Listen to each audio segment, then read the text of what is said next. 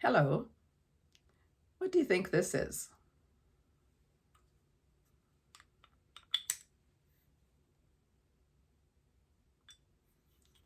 If you're saying it's an iron, you're right. It's called a sad iron. Sad at the time was referring to the word that it is solid cast iron. The first sad iron was in the 17th century in China, but in 1870, at the age of 19, Mrs. Mary Potts invented her first sad iron in Iowa. The following year, she added the wooden handle. Before that, it was metal.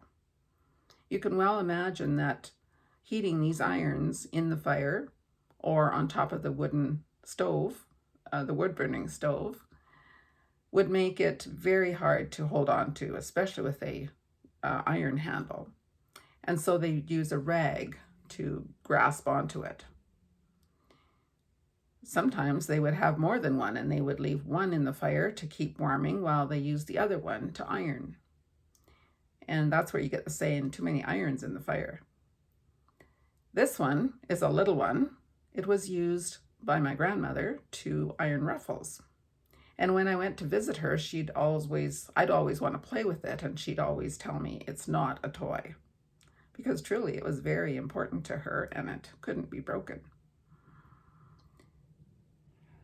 I'm glad that we now have wrinkle-free fabrics, so we don't have to we don't have to iron as much.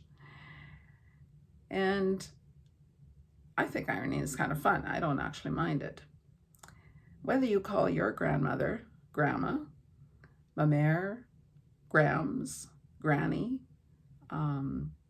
Baba, or bestemor, which is the Norwegian word for grandmother, I'm sure you agree that she did many tasks that were very difficult. This one would have meant a lot of burnt hands, I would think. What's one thing your grandmother taught you? Give it some thought.